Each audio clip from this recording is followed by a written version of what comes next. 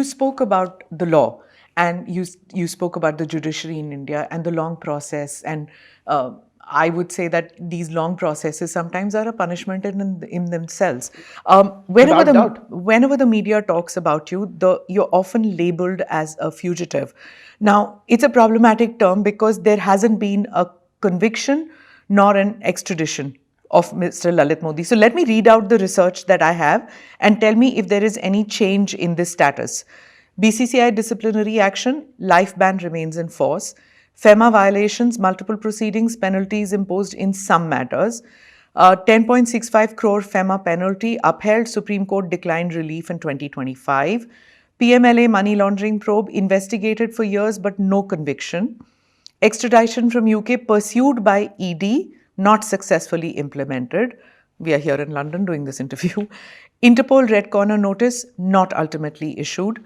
Criminal conviction, none publicly reported in major IPL-related cases. So what is your current status now? Are you running from the Indian law? I don't know what I'm running from. The best part is this. Are you running first? I'm not running at all. I'm going all over the world. If I was running, you would be picking me up somewhere or the other. Indian government has a long arm. It doesn't have a short arm. It has a long arm. You can't take on the government of India. And I don't intend to, and I don't want to. The point is not the government, it's the media. Because you have no libel in your country, in our country. You can say what you want. And I sell news. You know, Vineet Jain, maybe a client of yours, a very, very dear friend of mine. Okay? He would write stories which had no head or tail. And I call him up. Not he, his reporters on his portal or in his newspaper. Yes. Yes, in his newspaper. They would write stories, but okay. The buck stops at the top. Okay. The buck stopped at me at the end of the day. The buck stops at the top. I know his reporters well. And I said, why are you pushing this story? I've been told to write this story. Why? Because it sells newspapers. He said, you sell my newspapers. What can I do? Now, if you want to write and I sell your newspaper, at least tell the truth. I have pending lawsuits against Times of India of hundreds of crores of libel. It never gets heard in our country. So justice comes. I don't know when it comes, like you said correctly. The slow justice is a punishment itself. So not a single case against me has been registered. Why? If I have been so bad, and everybody says I've been so bad, okay, at least guys go out and prosecute me. So when are you coming back? I'm not, that's a big question, okay. There was a time when I did want to come back. And I had all the reasons to come back. Come back and do what? Tell me, Sveta. To prove a point that you're not running away from law. But I don't need to prove to anybody. You say to me, prove to who? If my family and my friends... You have always done things to prove to the world things. No. Whether it's IPL, whether it was anything that you've done, it's to prove your detractors wrong. So why can't you come back? You're wrong. That's what I did then. When I did prove it to them wrong, okay, I showed it and I've done it. Done it not once, many times. Yeah. Okay, my point is, today, those are detractors that you could deal with, and they were either businessmen or somebody less. Here you have a whole country where the legal system takes its own time. When the legal system catches up and is quick enough, I will be back. So what do you fear for? But first, I'm not afraid of anything. I'm afraid that today you walk on the street, you say something, somebody files a PIL against you, filed an FIR for no reason against you. Are you scared of being prosecuted? Are you scared of being arrested? Are you scared of being picked up? No, not even 1 minute arrest. Arrest you want to do, you have to take me to court. By 17 years, you haven't taken me to court. How can you arrest me today? If there was something there, it would be out. It takes, from the time I say something, it takes 4 years for the media to catch up on the truth, or 5 years. So anything that I have done or could have done in the 17 years would have already been cleared. That is why there is no case against me. So I'm not afraid of that. What I'm afraid about is that you have some people that I have upset, and they're politically. Whether they sit in the opposition or they sit anywhere else, they have an angst against me. And they also have a lot of clout. So they stir up the... They still have clout because you've said in a couple of interviews of late, you've said that the Congress government was against you. It is. But for 15 years, it's Mr. Modi's government in power. I know, but every time if you look at in Parliament or you look at speeches of Mr. Rahul Gandhi, he always still attacks me. Every time there's an election, he attacks me. Every time there's some issue and that comes up, I'm being attacked. Why am I being attacked by the Congress government? But Mr. Rahul Gandhi speaks against Mr. Ambani, Mr. Adani. He does, speaks about everybody, you know but what they're happened? still That there. they don't sell newspaper. They don't sell news. I sell news. Okay, I'm here. Everybody's interviewing me because cricket is so big. Cricket has become so big. Cricket has put me in a limelight, which, unlike Mr. Adani and Mr. Ambani, who are good friends of mine, it's a different story. He bought a team because of you.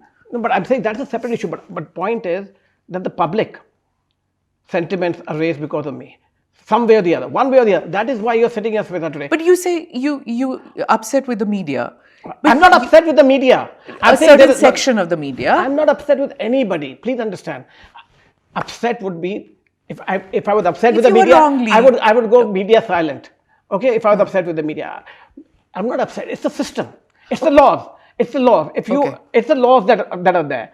If the laws allow you to keep saying what you want today in England or anywhere else in the world, you do something defamatory, the law will be very strong and hold you to task and take action.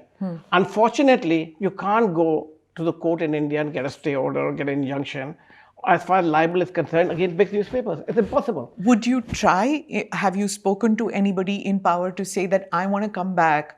No, I haven't. I'll tell you why. Only reason is my children, who are most important to me, who I missed out spending most of my life because of cricket, and I gave everything for cricket, for our country, to the game. I missed out on their growing up years. They went through complete hell. They were hounded. They were everywhere they went. They had a miserable life growing up. Today, if you ask them in their growing up years, they actually don't want even to look about it. They don't even look at that side of it. And as what they went through. Don't they want your name cleared, Mr. Modi? My name, I don't. They know the truth. I know the truth. My friends know the truth. What is name clearing? Name clearing, it is what it is. If for 17 years we haven't been able to clear our name and somebody keeps calling you what they're going to call you, just live with it and carry on. We laugh it off. We have a good laugh about it. It's not that something that bothers me, or I wake up in the morning and I look at myself in the mirror. I got to do this. It used to give me heart palpitations. It's no longer there. I mean, I don't care about the Chidambarams of the world or the other Rahul Gandhis. What did Mr. Chidambaram say to you? No, Mr. Chidambaram is the whole reason the whole thing exploded in. I mean, the whole reason this whole thing exploded is because when I moved this IPL to South Africa, I was very friendly with every government. I was friendly with everybody. I mean, I moved the thing to South Africa. Mr. Chidambaram threatened me and didn't want me to do it. I didn't want to move it. At that point in time, it was the BJP government states who gave permission for me to hold the matches in BJP state, because the Congress government said that we will not give you permission in Congress state. So we started to change. We changed the schedule 154 times before I moved it to South Africa. And then finally the diktat came from Mr. Chidambaram that no states can do it. He was Home Minister then. He was Home Minister. He was all powerful. All powerful. And the Barkha Dutt, unfortunately or fortunately, whatever it may, played a clip, a slap on Mr. Chidambaram's face. And that kept playing in the media. So did he think that you got that done? I don't know what he thinks. But that created the biggest problem of all problems. And I took it to South Africa, and the IPL became so successful even in South Africa, though they had elections in India. And then the following year I came back, the Shashi Tharoor episode happened with Sunanda. Yeah. And I brought down Shashi Tharoor, if you know, very clear. He lost his job. He lost his job, and then all guns were trained on me. All guns mean all guns from every side. Now, you know, in our country. Who was backing Shashi Tharoor, according to you? Sonia Gandhi. I got calls from, what's his name? Ahmed Patel. I got calls from Pranab Mukherjee in those days. I got calls from I was friendly with every one of them. You had that Rajiv Shukla coming up to me and take, chalo, Ahmed Patel, we thought, do this, do that. For me, it was never about X, Y, Z. Why did you not want Sunanda Pushkar to have a team? Very simply. How can somebody pay $350 million for a team, a consortium, that was the Kochi consortium, where 75% of the shareholders are paying 100% of the cost, number one. And the Sunanda Pushkar was getting 25% free equity, number two. Number three, that those people are paying as an example, you're paying $350 million over 10 years, right? As an example. So you're paying $35 million a year. If the company is paying $35 million a year, one shareholder has got 25% free and not contributing, the others are contributing 35 crores and the loss is 25 crores, okay? They have to pay the 25 crores, next year they have to put more, and they can't afford to, her shareholding keeps going up, then every dollar that comes in revenue, she's getting 15% of the money. That means for her 10 rupee share, on the day she got the team, is worth 1 lakh rupees. Their 10 rupee share is worth 1 paisa. So why? I knew this is going to collapse. And I said it that day it's going to collapse. And what happened? 2 years down the line, it collapsed. Did you speak to the other members of the team before you decided on this? Of course, there was a meeting that would take place. And they all agreed with you? No, they didn't. They all agreed in the beginning. Then there was a diktat put down. And when Shashi Tharoor, I'll tell you what happened, to tell you the truth. I did not sign the agreement because I wanted to meet every member of the consortium. The meeting took place in Bangalore. It was at, I forget, just after a match. All the shareholders were there except for a lady by Sunanda Pushkar. I'm looking at this agreement. And by the way, I had no idea who she was. I had no idea who she was. Okay? I didn't know what the names were. I'm asking these consortium members, you're giving away 25% shares to a lady called Sunanda Pushkar. Who is she? And you're giving her 15% of the revenue. Who is she? Huh? One guy says she's an automobile dealer's child. She's a very famous marketing person in India. I said, hello, I'm a marketing person in India. I don't know who she is.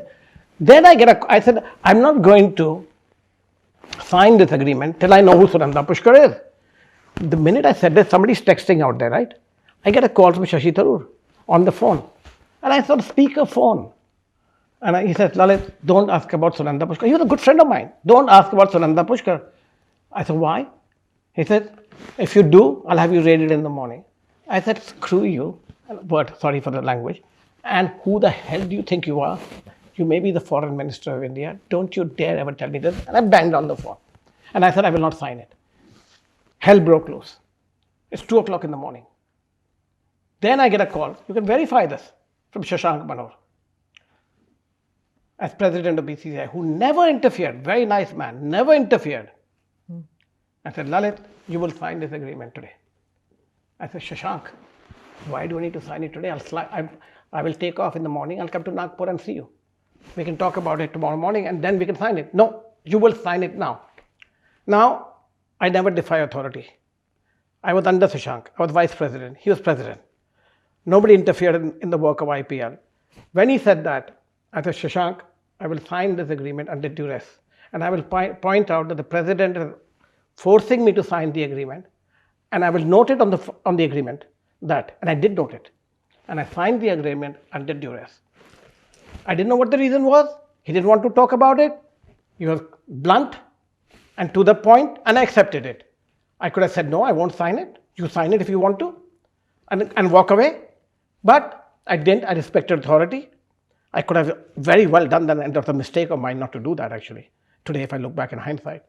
And I signed it. I picked in. Why did I have to sign it? I get up in the morning, every newspaper, front page, Sunanda Pushkar getting married to Shashi Tharoor. Now I knew why I had to sign it. Can you, and the best part is this, BCCI lawyers are there. Everybody is there. They take that copy of the agreement and go. I could have torn it up after I signed it too, right? So it was orchestrated. As far as I'm concerned. Okay, then I felt completely betrayed. A fast one has been pulled on me that I've been asked to sign the agreement at 2 o'clock in the night when I could have signed it the next day. And if I waited the next day, Sunanda Pushkar getting married to Shashi Tharoor would have been out already in the papers. In every newspaper it was already out. I was foolish enough because I was so busy with my game, and that story didn't come out. And so that team would never have been signed in the first place. If I had waited for another 8 hours, not even 8 hours, it probably was already in press. It was already in print at 2 o'clock in the morning, but I didn't have the knowledge with me. When I didn't have that knowledge with me, if I had that knowledge with me, under no circumstances I would have allowed that team to be signed at that time. And I said it's a fraud. And you know, when Sunanda died, Yeah, that Twitter feed that morning, Sunanda is communicating with me on Twitter. I saw that. And she said, should I disclose? I said, go ahead and disclose. I had no angst against. These were open tweets that between you and her. Open in the world. And next I know she's dead. Now, what are you insinuating? I'm not insinuating. I don't know the truth, so I can't insinuate. Have you spoken to her ever? No. Never? Never. That's the best part. It's only that Twitter interaction. That is it. Even when she made the bid, there was no interaction between you? None. With Shashi only. And the guy called Joseph, his secretary. Yeah. Did you ever speak with Shashi Tharoor after this incident? After that incident. Have you been in touch with him? No, I haven't been in touch with him ever since that day. After that, it became Lalit Modi versus. Have you met with Chidambaram ever? Of course, I met with Chidambaram. He used to be my lawyer. What's wrong with you? He was the Modi family lawyer for a year. No, what I mean is after this incident happened with you, as when he was Home Minister. He went after me. You got to understand, it's a brotherly. You know that, I know that. You live in that country. You attack one, they all gang up against you, and you attack somebody at that top level. So it became, go after Lalit Modi. And then, fortunately or unfortunately, I was always at a match with Narendra Bhai or Vasundhara Raje, Sushma Ji, Nitin Gadkari, you name it. I was with them at the match. And because they were always supportive, it's not because of anything else, they were always supportive of the cricket. I had no personal agenda there. But there became Lalit Modi, the BJP person. Yes, I was very, very friendly with Vasundhara Raje. There's no doubt about it. Very friendly with Sushma Ji too. I was very friendly with the people in Ahmedabad too. I was very friendly with Nitin Ji too. I was very friendly with everybody because I had no business. I took no business favors from anybody. I never had any business with anybody. But I was also friendly with everybody in Congress too earlier. It was only how did Kochi get into the system? Let's understand. Nobody's asked this question. How did I allow Kochi to bid in the first place? I had to open a city, right? You could have picked any. I could have said Kochi didn't have a stadium even. Yeah. So why did I allow Kochi to come into the system? It was my prerogative. Kochi Cricket Association is nobody. Kerala Cricket Association was a nobody in our system. True. I could have given, there was Ahmedabad sitting there, there was UP, there was Orissa there, Assam there, there was so many other states, Haryana there, so many other states, bigger states, where I could have opened. I opened it. Nobody asked me this question. So, why did I open it for him? Yeah, why? Because he sucked up to me at that time to do it. Yeah, it's true. Okay, that's brilliant. It's true. He sucked up to me. He took me out. He'd come to my house. That's all that was required? That was all that was required. I had no agenda with anybody. So when somebody is sucking up to you and he would come to me, you see pictures of him and me, Google me and Shashi Tharoor, you'll see the arm around me, he'd take me everywhere. Why would he do that? And I fell for it.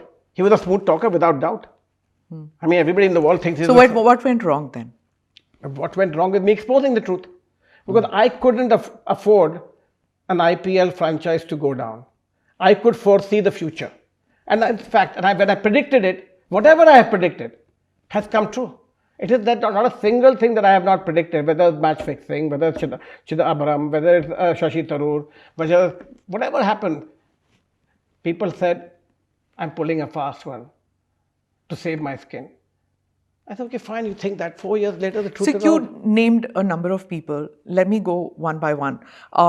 Mr. Kapil Sibal claimed that in an email in 2009 to an official in Rajasthan Royals, you said that you were very close to Mr. Narendra Modi, then the Chief Minister of Gujarat. Did you at any point of time rub the Congress the wrong way because of your closeness with Mr. Modi? See, Mr. Modi was a great cricket fan. So was Mr. Arun Jaitley, but you ran foul with Mr. Jaitley. 1 minute. His wife would make parathas for me. Dolly Jaitley. Dolly was. I would go to his house. He was a very close friend of mine. Then what happened? But he was a snake. What do you want me to do? He switches sides like there's nobody. It was to his advantage. He was best friend with Chidambaram. So when I went after when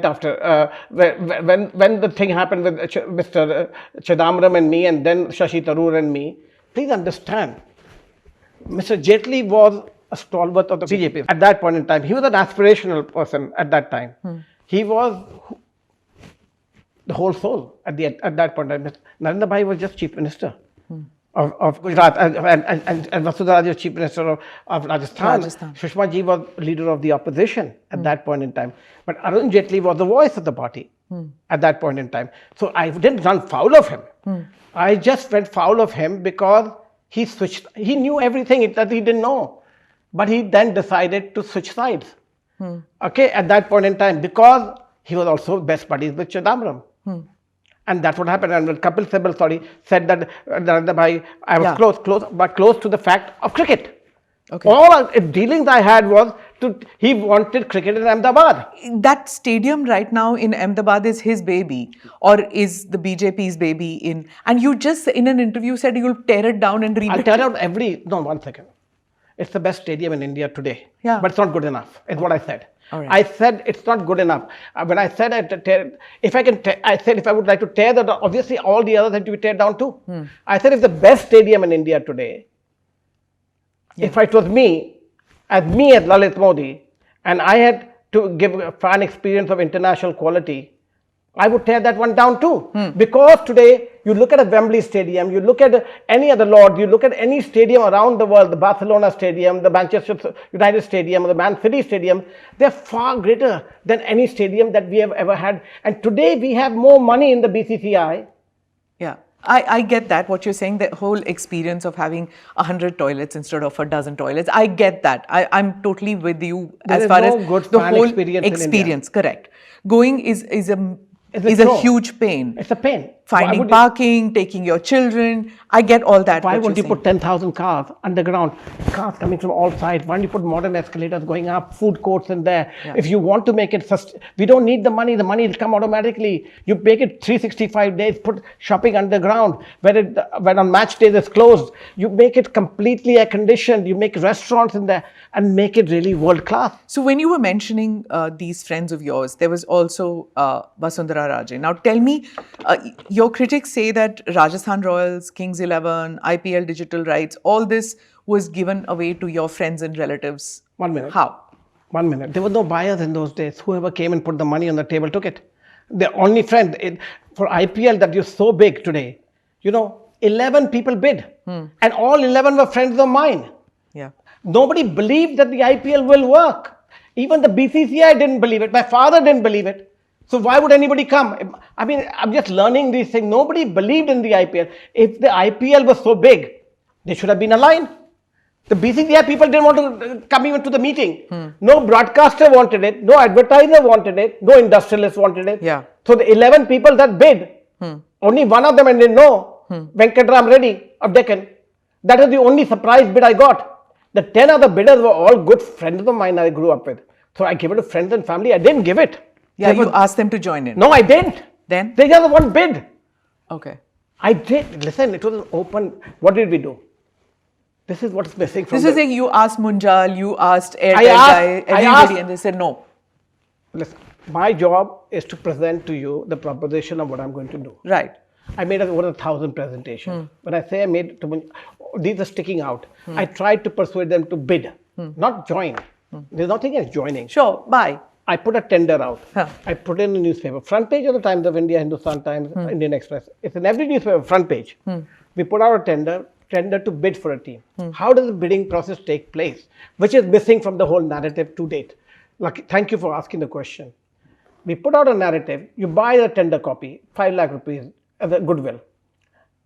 You buy the tender and you pay the BCCI the 5 lakh. You get a copy of the tender and you fill it out. And you submit it at 12 o'clock in front of the media. We don't know who's going to bid or not bid. We open it in front of you. I started the process of opening the tenders with cameras right there. In front, yes. In front, and I opened them and the highest bidder wins. That was the system. Unfortunately, I thought... You didn't rig the system? You can't rig the system. Okay. I thought that anybody could bid. Anil Ambani lost, who was not a friend of mine. He was bidder. I knew him very well. I didn't like him, but I knew him very well. Okay, but he bid. He lost. How could you rig a system? Subroto lost. Here's the bid. DLF lost. One of my closest friends, Raju Singh, he lost. Okay? Venkatram Reddy won. I didn't know who's going to get what. It was the highest bid to choose it. If there were 30 bids, who knows? There were 100 bids, who knows? Then why are you accused of rigging the whole bidding process? They're not. It's not. They're calling it bid rigging for Kochi because I refused to sign. Okay. That's what if you look at the drummed up charges by the BCCI. Mr. Jaitley said you're part of the axis of evil. Yes, of course, he had to say something, no? I can't just say something. He can't be. No, he was very dramatic in Parliament. He had to say something. Axis of evil of what? If I was axis of evil, why did he wait for 6 years to say it? But when he was banning you, they went through a whole process. But 1 second. Yes, they went through a whole process where the chairman of the committee, Chirayu Amin, resigned. Did you know that? Yeah. And who prosecuted me? Jyoti Rajesh Scindia and somebody else. And when the time came for me to give my statement, they had statements from 20 people, right? I am the victim. When I had to give the statement, I'm driving to St. James Court to go to the Skype link, the live link. And I get a message, no, we have decided that we are not going to let you do it. And I'm sitting with Mr. Jaitley 1 week before that in London at the St. James Court. I said, we will give you the full right to speak your right. And when they've decided, because they must have had some pressure, but they were so afraid of me giving my own testimony. So they found you guilty of bid rigging, financial irregularities, improper award of contracts, and other misconducts, smaller misconducts. So when you spoke to him in St. James Court Hotel, did you give him proof and say, this is what I'm going to put forward in my testimony? No, I didn't know they were going to drum these charges up, by the way.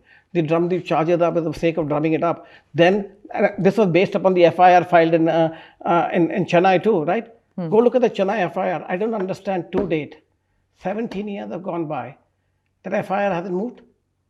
Why hasn't it moved? I'll tell you why hasn't it moved. Because there's a noting on the file by the police commissioner that he's investigated everything and there's nothing wrong with Lalit Modi. Now they don't release that. Now, that is the problem. But that was then. Why now? Even till this date, that is the only FIR outstanding. And to this date, everything is based on the PML is based on that. Everything is based on that FIR outstanding. And that FIR has no legal standing and hasn't gone to court. And the report that has been filed by the police commissioner is in my favor. So they don't want to release it. So they put it under they put it in the file. Mein laga do. What is it that everybody got wrong? What is it that you got right with IPL? When it started in 2008. What did I get right? Yeah. Is in front of you. What they got wrong, they didn't believe it will happen. And I got bigger than the game. It was bound to happen. Bernie Ecclestone, any of the biggest games in the world are done by individuals. And they created it. Is that the problem? That you got bigger than the game? Yes, it is the problem. Without doubt, it's the problem. And I would do it again. Because without that, there would be no game. Why would you want to be bigger than the game? It wasn't at that time I needed to be. Because nobody believed in the game.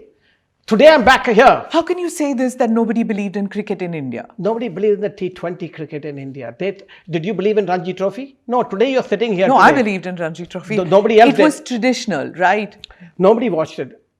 Nobody watched it. You may believe in it. You can say you believed in it. There are no eyeballs. If there are no eyeballs, there's no advertising dollars. If there's no advertising dollars, there's no subscription. So when you say it, you believed in it. It's good to say, make a statement, you believed in it.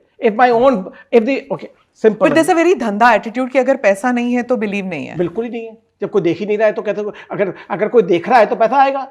अगर कोई देख ही नहीं रहा है तो पैसा नहीं आएगा ना. अगर today anything that has eyeballs is going to get the money from the advertiser. So today when you see a Vaibhav Raghuvanshi, do you feel... One second, before you enter there. Okay. Let's be very clear that today you say that what was wrong with what I did and what was wrong with they did. The BCCI didn't even send the main team of the BCCI India team to South Africa to play the World Cup T20. Yeah. They sent a second team. Now, if we were a cricketing nation and we believed in cricket as a whole board, and they said, this T20 is junk. Let's not even send the India team. Let's put our new team under Mahendra Singh Dhoni, completely raw, completely green. The Tendulkars, the Dravids, the Saurav Gangulis, the Sehwags, none of them played the T20 World Cup. Yes. Why didn't they? Would you accept that today? Today, if the Indian team is to go to the World Cup, any World Cup, would you accept a B team? The public accept a B team? Would the board accept a B team? But it was, cricket was a holy grail. Do you remember the Packer series when it happened? Sunil Gavaskar wanted to play, but then there was a problem, right? Nobody wanted to touch But here the players didn't want to play. Forget the establishment didn't want to play it. The players didn't want to play it. The players had the I went to every player in the dressing room in England when India was touring in 2007. I remember right across the river from here. That's where they were staying. I went and I said, please, I beg you to play the T20. I said, Lalit, are you joking? What is this stupid game? We don't want to play it. Yeah. Everybody said that to me in the dressing room. Oh, we've had a long tour. We want to be with our families. Now, today, let's just sit here today and argue this. This is a great point to argue. Would the public, number one, the players, number two, the administrators, number three, accept a player not playing the World Cup? Simple as that. No. Simple as that. There'll be uproar. Yes. The media will tear it down. Yeah. Simple as that. Why did you tear it down then? Why are you tearing me down? Because I created something out of nothing. And I created it because of me. Yeah. And if I hadn't created it, it wouldn't be where it is. If I brought Bollywood into it, if I didn't bring Shah Rukh into it, I wouldn't have had women and children. There were 95% men watching cricket and nobody else watching cricket. Now that would not get me the advertising dollars I needed to make it sustainable. I needed to hit the Saas Bahus. So I programmed cricket at 8 p.m. There was no cricket played at 8 p.m. worldwide. The T20 World Cup was also in the daytime. Okay, it was also in the daytime. The T20 World Cup in South Africa had no ratings till Yuvraj Singh hit the 6 sixes. Yeah. Till that very day. I orchestrated that. It just happened. I just said anybody who makes 6 sixes or takes 6 wickets in an over, just I'll give you a Porsche. I was trying to make something happen when nobody was wanting to make it happen. I went around the world trying to convince people because I knew it will work. So but that's the problem, right? That you were the disruptor all your life. I am a disruptor. Yeah. And I did disrupt, and nobody likes disruption. Disruption gets its own enemies. Yeah. Similarly, when I disrupted, politicians got upset. And biggest one of them is Chidambaram. And he paid the price, I think. He went to jail, didn't he? Yes. I didn't know whether he did or not. For some other reason, but then But it doesn't matter. It doesn't matter. In life, you pay karma one way or the other. Do you want that to happen? I don't want that to happen. But I'm saying my point is... Do you believe in retribution? Of course I believe in retribution, without doubt. But point is, 17 years is a long time for retribution. When I've given you the biggest product in the planet. And it's only going to get bigger and bigger. And you have a billion fans. Yeah. You can't keep telling them the wrong story. Mr. Modi, you had so many friends in powerful places. They got to power later. Some of them are in the BJP. For 12 years now, the BJP has been in power. How come those friends of yours haven't responded? I haven't called anybody. I'm a very proud man. I have not made a single phone call. They meet you in London when they come here? No. Okay. I haven't met anybody. I met some people, but who are in the highest power, they haven't even made a call. They haven't called me and I haven't called them. So, it is what it is. Maybe people are afraid to talk to me. People don't want to get associated with me because I have a stigma against me for some reason or the other. But it is what it is. I can't change it. I could pick up the phone and call a few people to make a call on my behalf. I don't do it. I don't want favors in my life. I fought my life myself. Yet you asked a favor from Sushma Swaraj when you asked her to let you go. It was my death of my wife. It was an important issue in my life. When it came to family, when it came to my family, what did I ask? I had only won my passport back, from the courts. It was getting delayed. I wasn't getting I needed to go. So the travel document, and my wife had brain tumor. Now it is a matter of life and death for me. So of course, at that point in time, when it comes to something personal, I would ask for in life. But she could travel. It's you who couldn't travel. I couldn't, because I didn't have because the Chidambaram government took away my passport. And I won it back from the Delhi High Court. Legally and officially. I won it back. Abhishek Singhvi appeared for me, he's a Congress lawyer. But Sushma Swaraj said that it was for humanitarian reasons. Because by the time the verdict came out and delivery came out to them, I needed to travel to Portugal because the tumor is not waiting. Tumor is not waiting. But the Portuguese authorities said that your consent was not needed for the papers at that time, wasn't it? 1 second, I needed to be with my wife. Okay. 1 second, I don't care about the consent or no consent. If my wife is going through a brain surgery, do you think I'm not going to be there for her? I'm not going to pull every stop I have or every last card I have in my pocket to be with her? That card was Sushma Swaraj? Which was who I knew. I may have made it, I don't remember who I made the calls to, but I made the call and the call was heard. You have one call in life. Yeah. You have one card in life that you play out. I use my card then. If I had one favor to ask, if my wife or my child is dying or is on a deathbed, am I going to be there or not? And the media went after her for having done that. They went after media. It suit at that point in time, government is brand new. It has been a Congress Raj for 50 years. Did she say anything to you that it was internal squabble within the party which... No, they never had. We never, I'll tell you the truth. I've never had a discussion as far as politics is concerned, and I stay out of it. And that is why I say what I say. The truth is what it is. But she withstood a lot of criticism for helping you out But at she that said stage. the right thing at the end of the day. Okay. But criticism you can withstand because if you're doing the thing with the proper conscience. If there is a malified intention around it, then you will try and protect yourself or hide yourself or throw somebody else under the bus. Why hasn't the BJP thrown me under the bus? Because I have done nothing wrong. I have done nothing wrong. But if I have done something, and they talk about, Your friendships are legendary, Mr. Modi. But I come from, I'm the grandson of Rai Bahadur Gujalwal Modi. But I told you I was born with a diamond spoon. When you accuse me of taking few crore rupees, I make more than that a day in my life. even now? Even, we are the biggest company globally. We are big. It's a 2.5 lakh crore market capitalization value of Are you still part of it? Of course I'm part of it. I own the business. I gifted it to my children. My children own it. I'm a kept father by my children. So I live in a beautiful home. I live the biggest life. I go everywhere. How do you think I do it? Listen, what did you think? I took 10 or 12 crores or something? It won't last me a week. It won't last me a week. Do you think it's this larger than life? It is what it is. I was born with it. Okay. Why would I change my lifestyle for anybody? Why would I live my life for anybody else? My grandfather didn't live it. My father didn't live it for anybody else. I'm not making a value judgment. What I am saying is this larger than life lifestyle? Is it what bothered some people back home? I'm sure it does. And it continues to bother. But is it the same thing that Mr. Vijay Mallya faces? He's also a friend of yours. He's a friend of mine. Vijay is a different story. Okay? I don't know what his issue is, but it was to do with banks and things like that. We never borrowed money. I never took money from anybody. I never had any money to take from anybody. I only gave money. I only paid money. None of our businesses have bank borrowings or anything else or government contracts or things like that. We are consumer brands. We are with the world's biggest. We manufacture Marlboro. It is the #1 brand worldwide. Yeah. I'm not a manufacturer licensee. I'm an owner of the brand. Okay, the Modi family.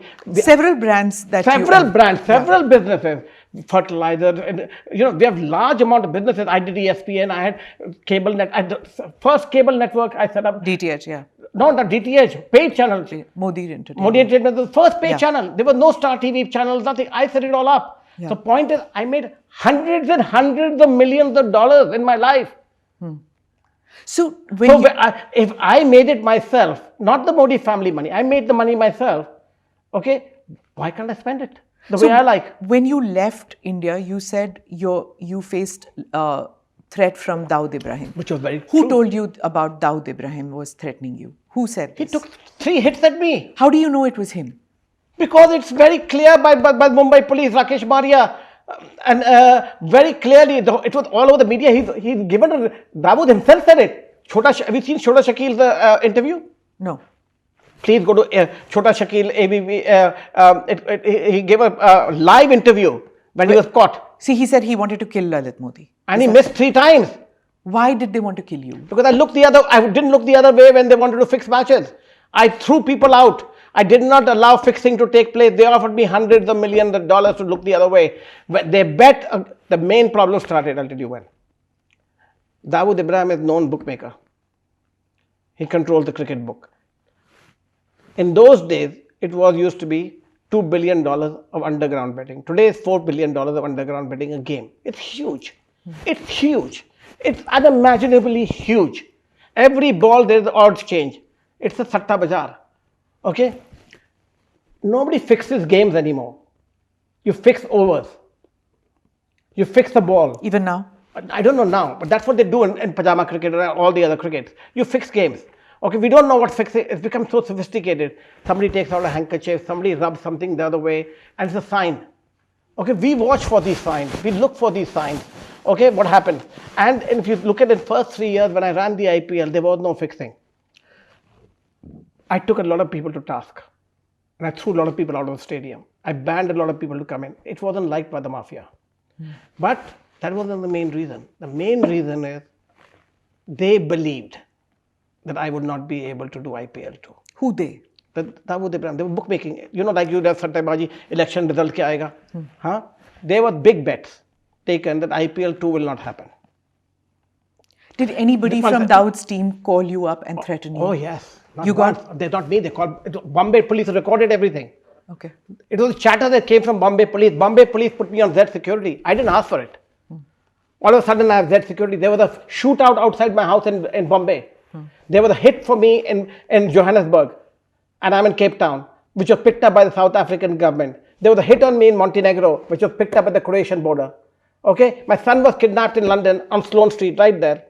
By a guy called Mughal Azam, Baba Azam. He lived on Park Street. MI5 is trading them. But this is not fiction. This is real.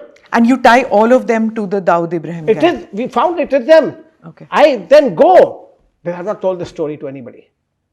I'm telling first time. Now you pushed me to it. I'm called at 3:30 in the morning. I forget that guy's name. It'll come to me in a minute. A cop? No, tout. You see them around all the IPL matches. I have to get his name. Calls me, he's a friend of ours. He's been seen around all these games.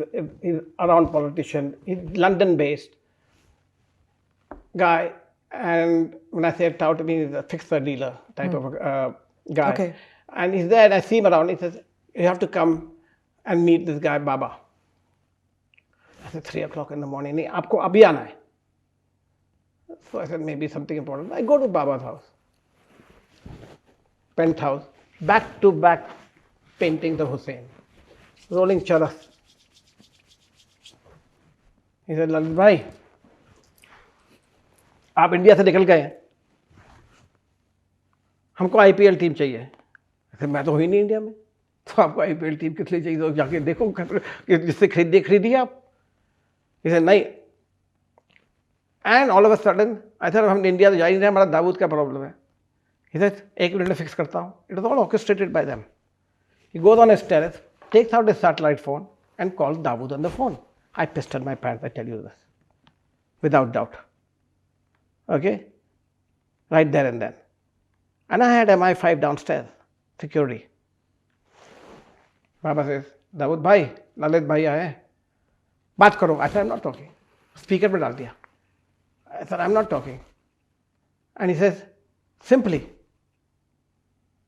आप इनके दोस्त हैं, सब भूल गए, सब खत्म. Put down the phone. I go home. I tell my wife, this incident happened, and I think our problems are resolved. They just expanded. Do you remember which year this was? 2012. Do you remember where? 11, 12. London. Did he call Pakistan? Did he call Dubai? I don't know where. I don't know. You don't know where Dawood was? I didn't speak to him. He was on the satellite phone.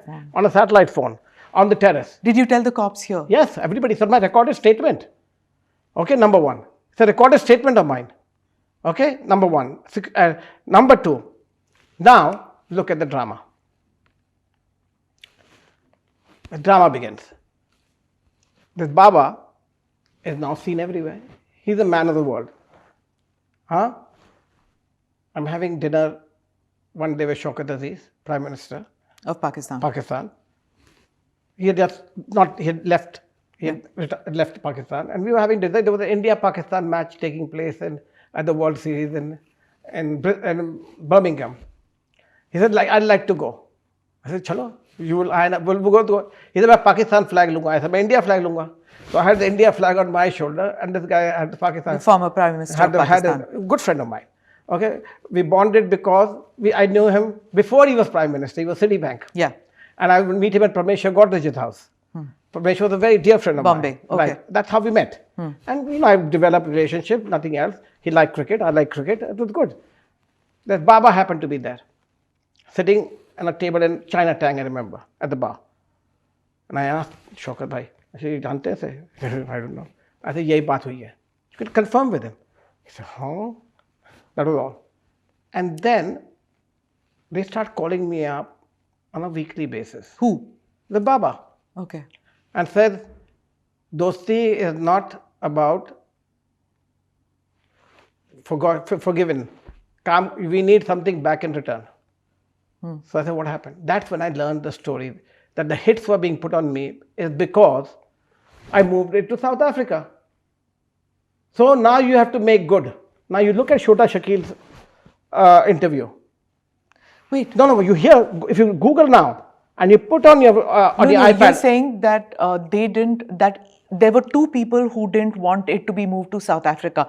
According to you, in this interview, you have said one was Mr. Chidambaram didn't want you to move there. Because of elections. And the second one you're saying is that the sattebaji hai na, he plays against anything. That the bookies are betting on whether who didn't want you to move to South Africa? No, bookies are taking bets. Jayega nahi jayega, sattebaji. There's a whole drama going on in media. Okay. IPL jayega, South Africa nahi jayega, England jayega, nahi jayega. So there were all these bets going on. So there were two things that Dawood Ibrahim wanted from you. One, he wanted a team, and two, he wanted you to stop the betting thing which you were stopping. No, I wasn't Two stopping. reasons? I wasn't stopping anybody. No. I think there's again miscommunication. Yeah, explain to me. It's getting confusing. It is getting confusing. So let me explain to you so better. They accused me of moving IPL to South Africa when they thought it's not ever going to move because they ate the bets up. So they lost a lot of money, apparently. Okay.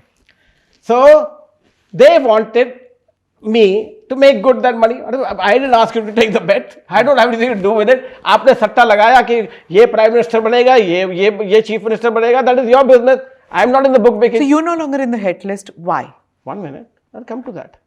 You'll see his own statement. You will see his own statement and live statement. He said, "We have resolved issues with Lalit Modi." What resolved issues? Did you? I didn't. I just said, I will retire from cricket. I gave my word, I will retire. Is it because of Dawood Ibrahim that you retired from cricket? It's one of the biggest reasons. One of the biggest reasons. Seriously? I've never said this before.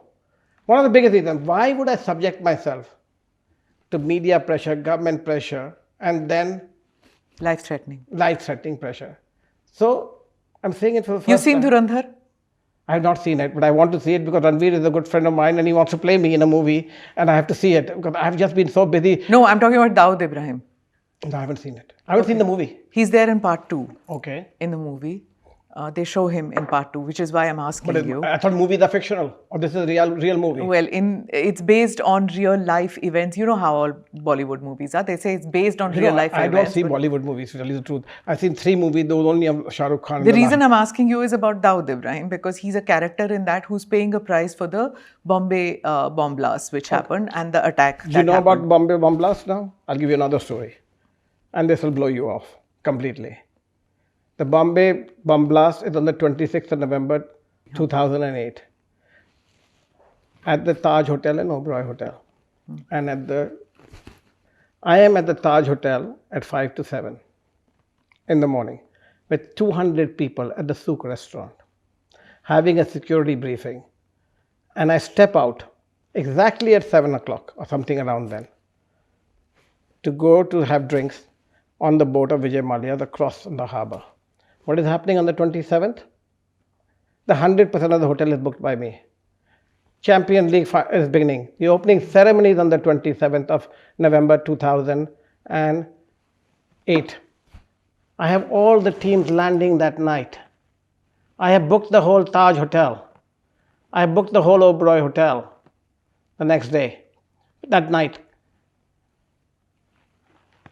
I have 200 security personnel at the Souk restaurant doing a briefing. I walk out. I have just reached the gateway of India and the gunshots begin. And all I can say today is I'm so thankful and grateful that it happened on 26th and not 27th. From my perspective. If it was 27th, it would be a complete different case. Do you think that they picked the date? I don't know. I can't tell you. I don't want to probe it. I won't be able to sleep at night. Okay? But did you know that we had 200, my bodyguards took out 200 people on their backs through the fire shaft that night. They had blockaded the entire Souk restaurant, and the other guests eating in the restaurant were taken on the back of this South African security guards from NSA that were there for the IPL, on their backs down the staircase. I had my lawyer, Dean Kino, sitting on the 4th floor where the grenade was dropped on the roof. At that point in time, you check with the police out there, and he was on the floor, and I am talking to him on the phone that night.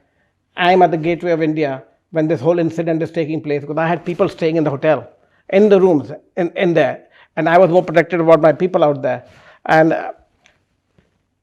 I'm talking to him, and I see this grenade and the fire come out, and I know it's above his room. And I say to Dean, by mistake, I say to somebody, oh shit, there's a fire in his room. He hears that. He's on the phone. Okay? He runs out of the room. Okay? Throws his phone down and is sliding, going to go down the old staircase, down the staircase. And he sees the room open. And there's somebody out there. He says, guys, you want to come down with me? And they are the terrorists. And they start shooting at him. And he goes down, and we have the police out there. He runs down out the back staircase, or the back stage. And he runs in his underwear, and they put this fire hoses up there, and he's coming down, sliding down there, and we pull him out. It was 5 o'clock in the morning. He still has trauma today. What we went through that day, the Pakistan team had just landed. And I sent them right back. And I knew there would be massacre at that point in time. I turned the flight around and turned them to go back right there and then. That became my second biggest enemy, Rupert Murdoch. Because I sold the Champions League rights to Rupert Murdoch. And that story has already been said. What is the connection? No, the connection is not that. I'm saying, okay, that in life it became another. No, I cancelled Champions League. Yeah. They lost a few $100 million. Because they had to still pay us. Because the minute the team touches down, contract is live. So contract becomes viable. Rupert tried to make me cancel the contract even when I left and paid me hundreds of millions of dollars to cancel the contract. I could have taken that money, and I didn't. So I made another enemy.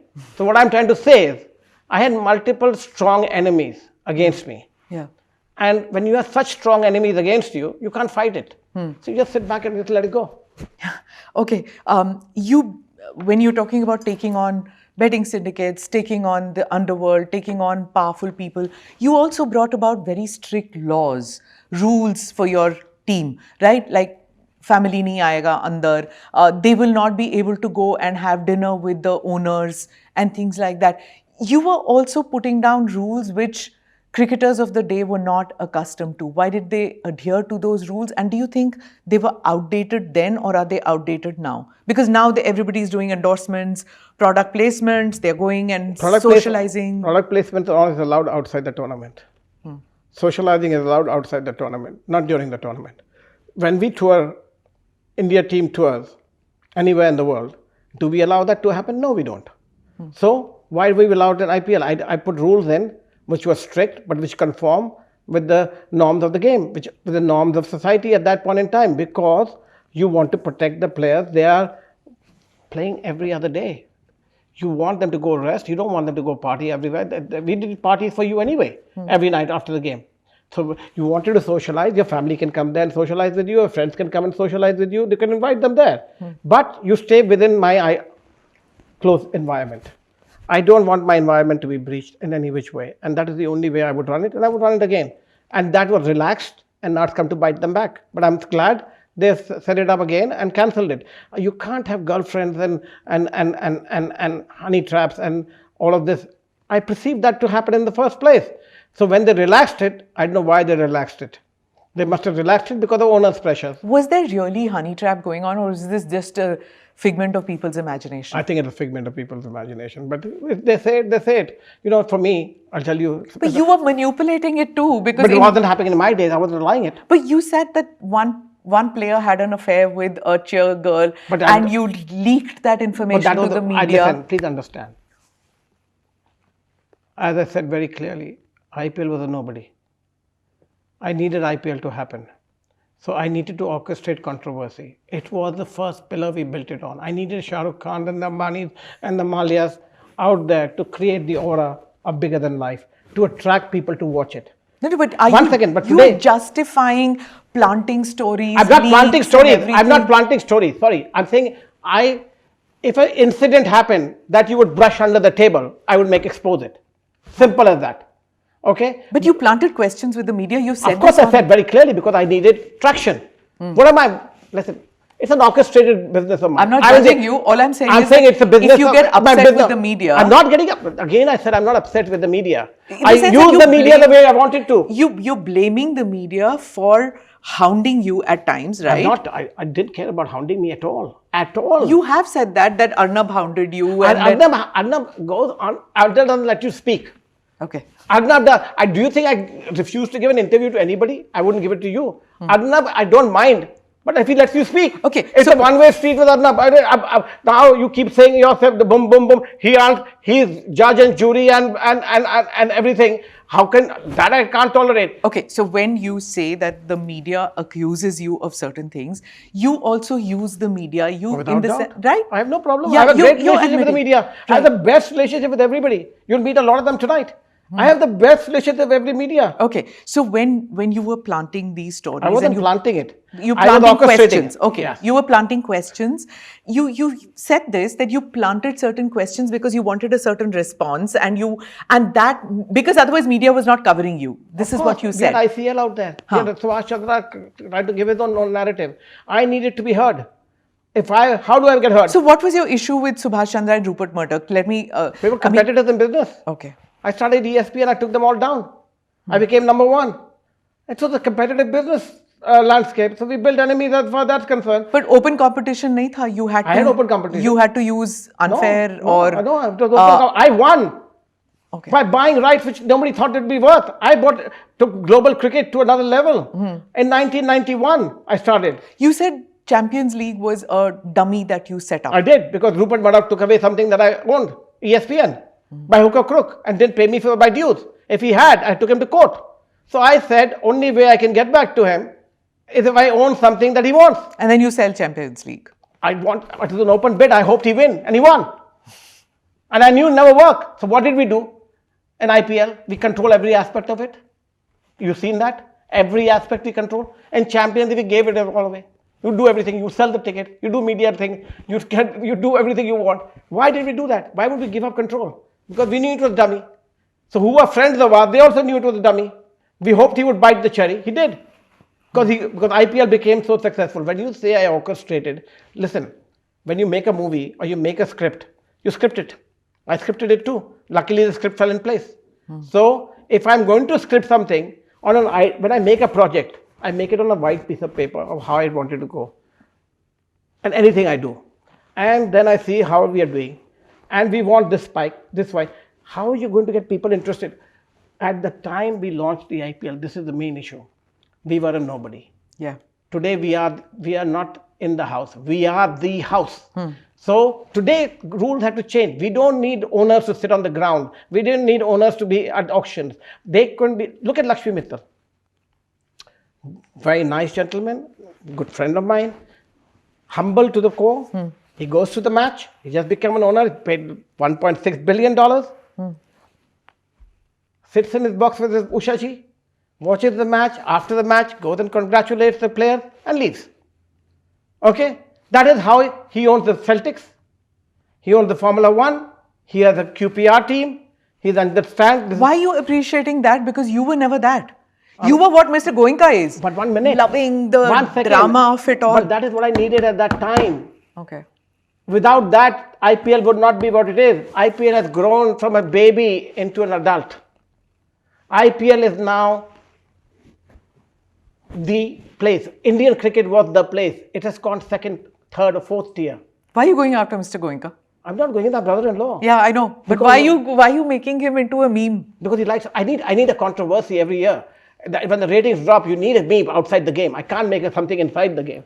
So I'm passionate. you're not part of IPL. It's It's your not IPL, baby, but, but you still talk of it as if I need this for IPL. because I wanted it to keep growing, and that's why it is growing. Also, for me, as far as I'm concerned, if the IPL grows, I grow. Do you have a shadow ownership in I some don't. way? I'm not at all. So why do you have this ownership? Look, ownership feeling? of something I created, how can I be taken away? It doesn't mean that if Narendra Modi has any ownership of India. No.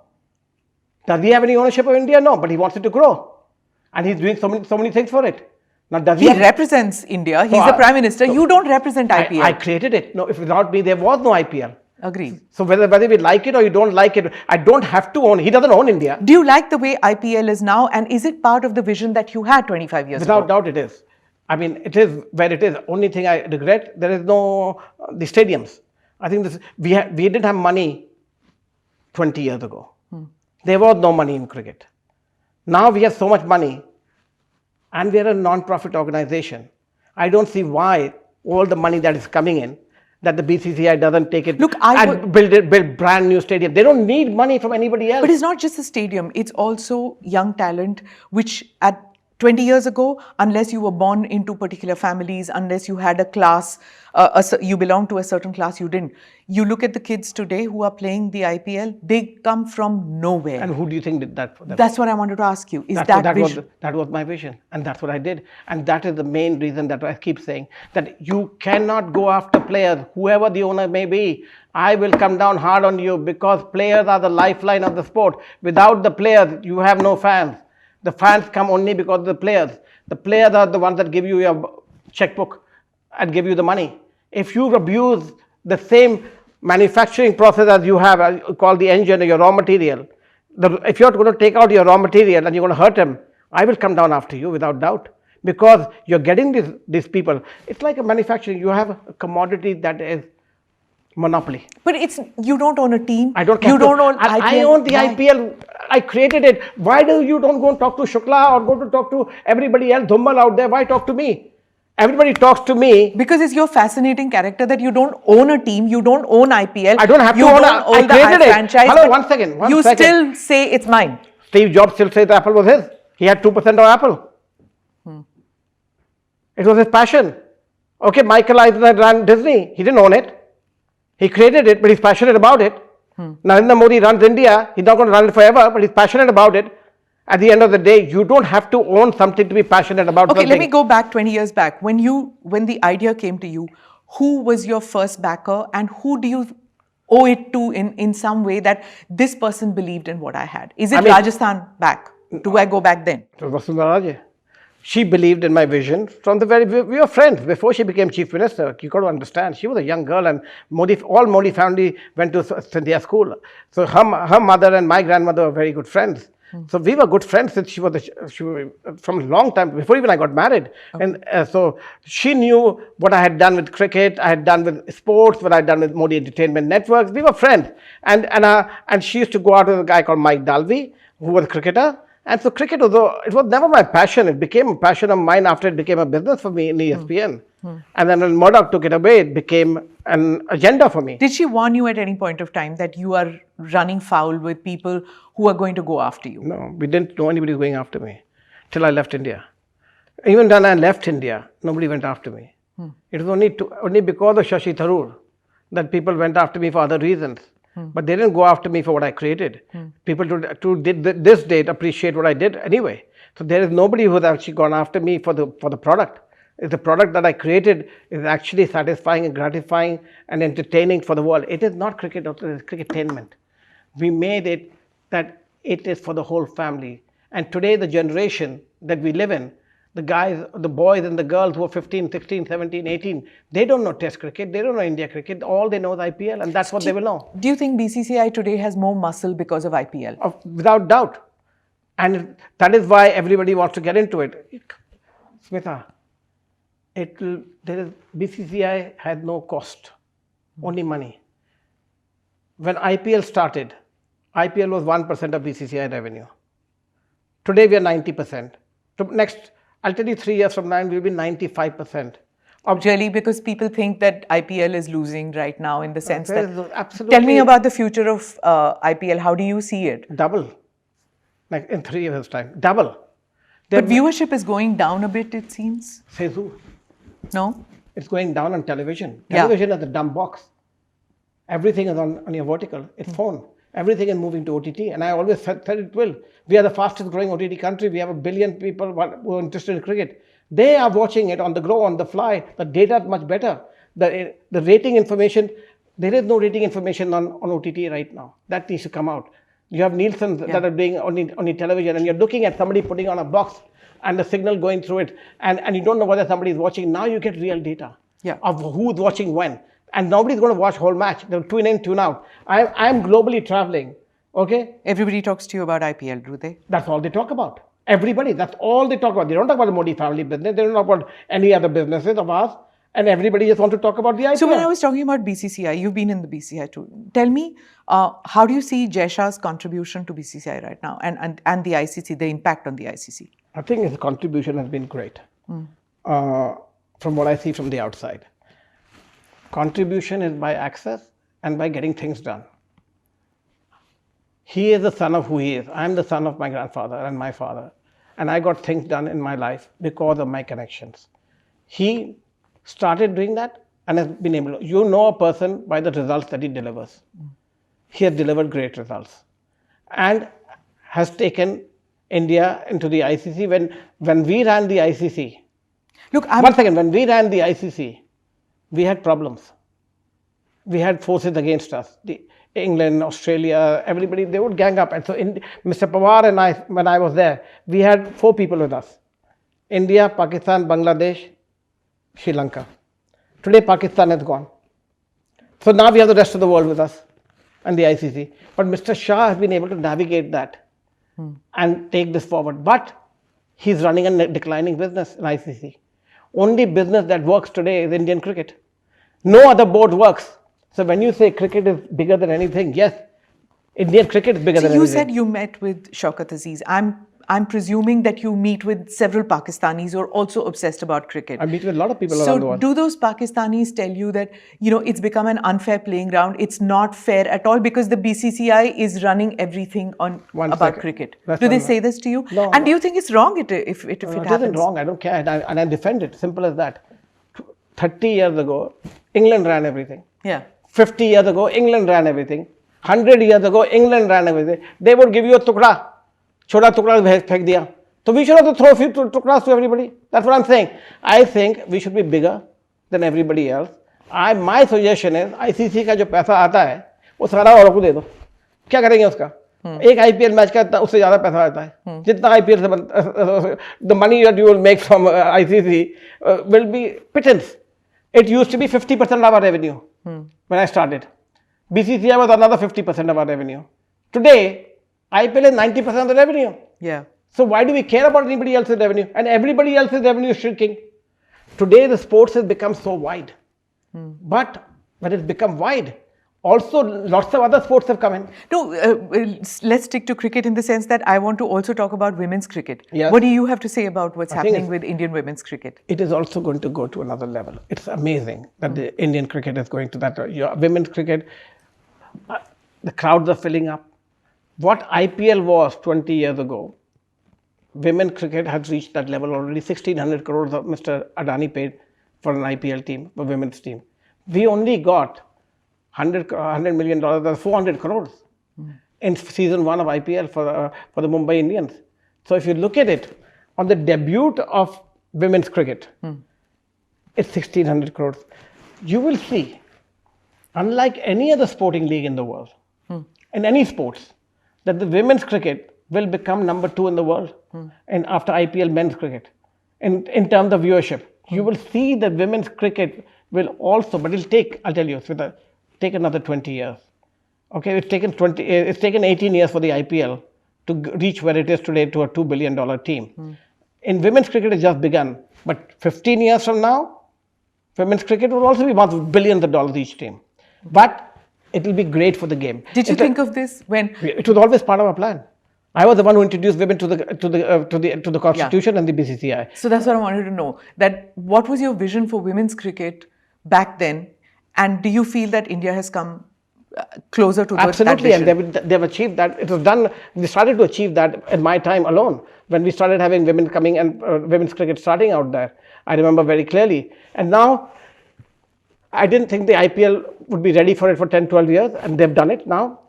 Now I'm predicting again. The next prediction of mine is that now they should allow IPL type T20 test matches. The next thing that they should bid out is for test matches to come in. You're actually taking the cycle back. I'm taking it forward. I'm saying that test matches on bilateral will die. Who's going to watch? If you are an IPL team owner, then you will be able to. I would think you'd say five over match or 3 over match is what you're talking about now. Like one day should die. Test should survive. Test is a very important part. Unfortunately, it will die if it's not taken over by club cricket because no viewership on global level. So it will be a loss leader. I'm not saying that everything has to make money. So you can develop players for the T20. You don't have to have profit in everything. You got to do something for the game too. So as far as the BCCI is concerned, it's a non-profit organization. So, but every other country has to make some money. If they don't make money, cricket will die. Sri Lankan cricket is dying. Pakistan is crying. There's no money. Bangladesh is crying. There's no money. If India doesn't go to New Zealand, they die. If you don't go to the West Indies, they die. If you don't go to South Africa, they die. Do you want India and Pakistan to play again? At the right moment.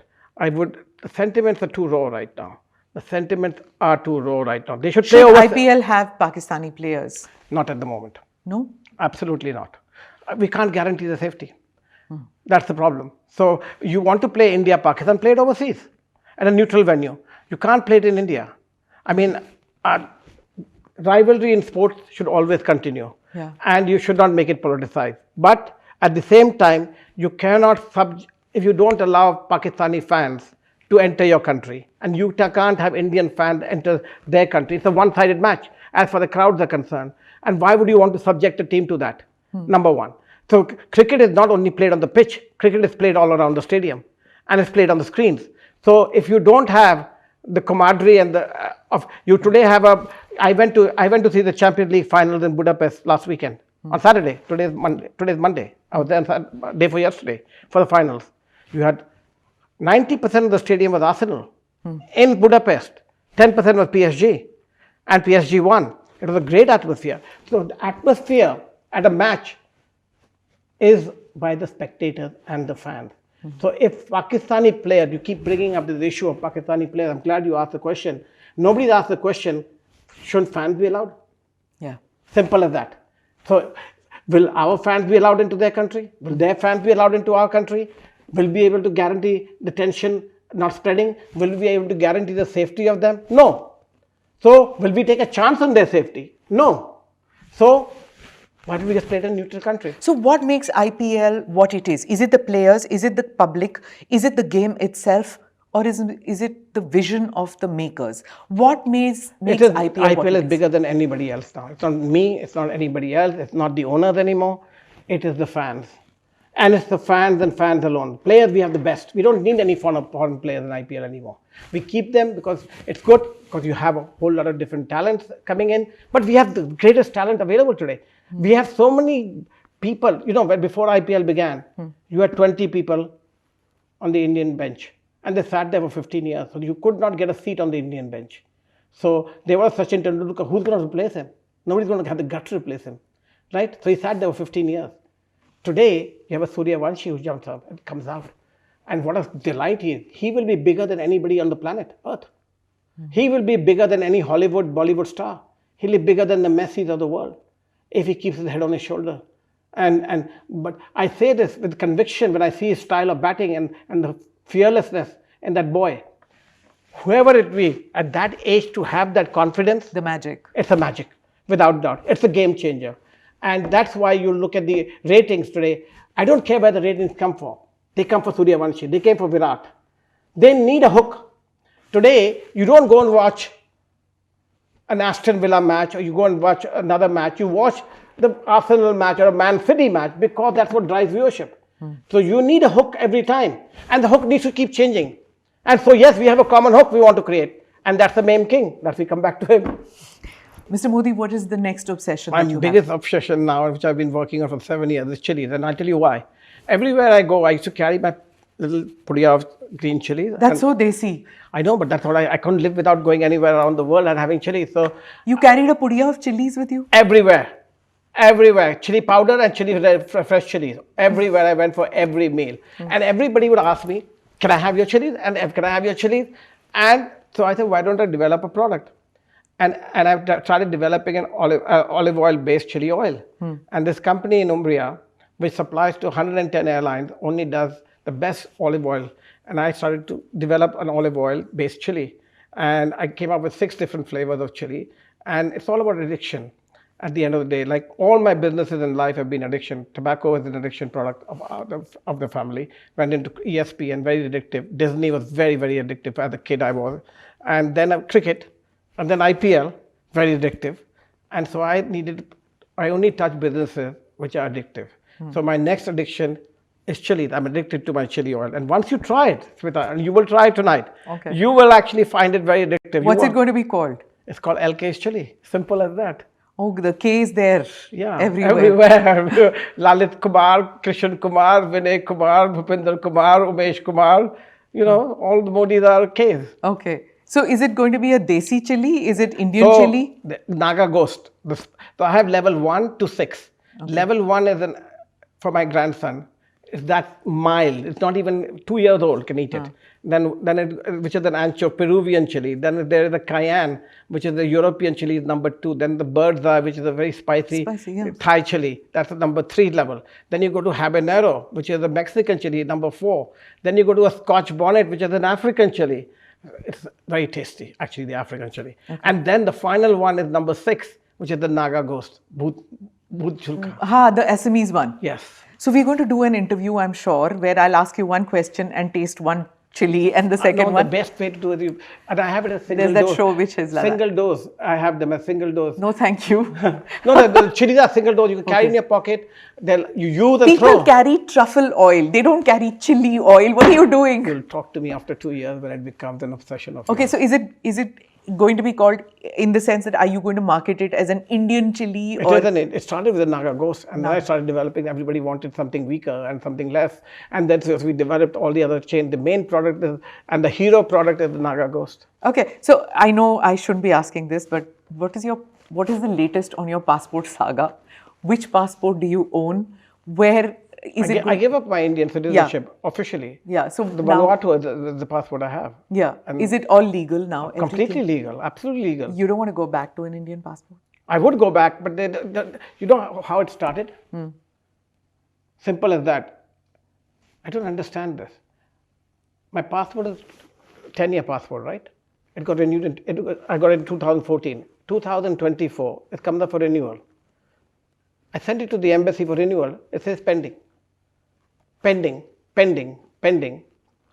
Nobody wants to take up my application for renewal. It's an automatic process. It's not something that is there. There's no case against me. You know all the high commissioners in... I don't call anybody. I didn't call anybody. I kept asking the system. I asked my secretary to call the system. They said pending. Sir, kya karenge? Pending hai. Then they want a report from the police. They got the police report. There is nothing outstanding against me. Again pending. So I got tired of that pending. And I just said, I got to move on. Simple as that. I can't travel if I don't have a passport. But why not a UK passport? I am a full resident of the United Kingdom. But not a passport? I have to reach a certain number of days in the eligibility criteria, which you'll get there. But there is nothing against me, so why do I have to worry about it? But my life doesn't mean I can't travel. It impends my life. Passport is not about citizenship. I'm a born, bred Indian, and I will always be. It is a document to travel as far as I'm concerned. Okay? But you identify as an Indian? 100%. There is nothing else in me. My blood is 100%. I'm passionate about the country. I love my country. I would never do anything against my country, ever. Cricket is clearly your agenda of your life. But other than cricket, is there anything else? Smita, when cricket is over, IPL is over, I rest. I like to watch it. It's my baby. Now it's my time to go on vacation. I'm retired. So as far as I'm concerned, when IPL comes, I'm just passionate about it, and I wake up again, and I start looking at it. But it's only IPL. You don't watch any other cricket. I watch India cricket, but I don't watch any other cricket. Why? Yeah, I watch football. I watch Formula 1. I watch other tennis. I enjoy cricket. I enjoy Indian cricket. When cricketers go around the world and if they see you in an airport or if they come to London and they see you, do they come up and meet you? Of or course they they say do. no? Of course they do. They Every do. one of them do. Every one of them do. There's not one who doesn't. Everyone writes to me. Everybody's appreciative of opening this whole Pandora's box of them having an earning out of it. That's a gratifying feeling. So it's not about, you keep saying ownership. Who cares about the ownership? It's far bigger than the ownership. Nobody talks to all our biggest industrialists and put them on air all the time, and they have billions and billions of making. And you can't buy this at any price. So you say, why do I do it? I don't do it for the money. I do it for what it gratifies me. It's something my children can look up to, and my grandchildren can look up to. It's Nana on the television or being interviewed out here. He created this. All of them say that. They tell their children, look what he's created. The number of messages people come up to me and say, look, our children are so happy. Can you get our children into this? I say, I have no role to play, but just so thank you so much. I give speeches at Eton. I'm going and giving speeches at colleges. People ask me, not because of Lalit Modi making something out of it. It's because I created a model which nobody could think about and could do. And because, and I'd say it very confidently, you may call it narcissistic or you may call it what you want. If I hadn't been in every one of my businesses my father put me, I would not have the idea to put together and string together the IPL. IPL is a format that like none other and has never been done before. And I pulled things out of the realm to make it. And I made it foolproof. And I say it very clearly, foolproof from a Murdoch, foolproof from anybody becoming. And so it's foolproof from a monopoly like it happened with Geo and ESPN Star right now. It is foolproof. They will not have monopoly next season and when the next bids go out. There will be somebody to break it. If people think the price will go down, I would say right now, I'm a bidder at double the price. At 5.6? You can't bid. Says who? Why? Why They kept you out of IPL and said you me cannot out for lifetime through another person. You're No, talking no, about I'm not another shadow. person. No shadow. I kept me out of IPL. Doesn't mean I can't be a broadcaster, television owner. Oh, okay. I can have a third which come tomorrow morning. Why can't I bid? I can't afford it myself. You know that the constitution, they will throw it at you, the book at you. Listen, there are ways I can advise people to do it. It's not about that. I'm just saying there are ways. It's not personally owning it. It's when I say own it, I will advise somebody what to do with it. And there will be big funds, American funds, who will want it. Okay? When they see the value in it, why would anybody leave the value on the table is what I meant. It's too big, right? Right now. And it will become bigger. It can't be owned by one person. Correct. Yes. That's what I'm simply. Okay, you've also hinted at a biopic. Is there a biopic in the making? There is. There is. It's all being scripted right now. It's a lot of. I've already sat in hundreds of hours of interviews with script writers, and so I have a whole team under Sneha Rajani, who used to run Sony and Aloka, who are looking after my interests. But we are just scripting the story now. Okay, who do you want to play? Ranveer wants to play me. He came in for me. I would like him to play, but if he has the time, now he's become so big. He's played Kapil Dev already. I know, but he came to. They asked him. I didn't know Ranveer. I knew Deepika very well. I never met Ranveer. One day I get a call. Ranveer wants to see you, and he comes to London to see me. A few years ago, two years ago, and it all happened. That he was at. He said his life. If there was one role he wanted to play, it would be Lalit Modi as commissioner. That's how that role came up. It wasn't me asking him. Of course, I think he's great. Without doubt, he's amazing, and what he has done with Dhurandhar is amazing. Whether he still wants to play me or not, but 2 years ago we sat here, right in this house, right here, and we talked about him playing, and we were going to take it forward. But we are now scripting it. I said the time is not right. As and when the time is right, let me get the script together. It's a lot of work. It's going to be a big production because IPL was created by me going around the world to create it and how we did it. The IPL story is not only in India, it's a global story, and it's a business story, and it's a humanity story as far as Mr. Modi, you are exuberant like you were when you started with IPL. You're the same person even now. Any regrets in life that None. you have? Never Not had. regarding just IPL, but regarding your family, regarding not being able to go back to India? I had regrets, not anymore. I'm just content that I'm. No, my grandson is amazing. Everything. I want to see him all the time, and so for me, and I'm going to have another one. So to me, that is more gratifying, and I never knew what the experience was like. He's only 2 years old, and when he comes, the whole house changes. Everything else changes. Everybody else is second. My daughter goes second. My son goes second, and he becomes prize out there, and that's what it's all about for me now. I'm 63 years old. It's time to move on. So when somebody says, come back and do what? I have a beautiful life. Why would I come back and do what? Would you not want to come back and meet with your mother, your brothers? My brother comes and sees me here. My mother doesn't want to talk. He doesn't want to talk. That relationship never got mended? No. We tried to mend it. I ran into her in Formula One in Abu Dhabi, which I haven't told anybody, in December 9th last year, just 4 months ago. She was shocked to see me. I hadn't seen her for 8-9 years. I went up to her, kissed her, and I touched her feet. I said, how's everything? And she met Rima. And she says, it was a complete shock. I said, why don't you come out for dinner with me tonight? I took her out for dinner and we talked about it to mend things.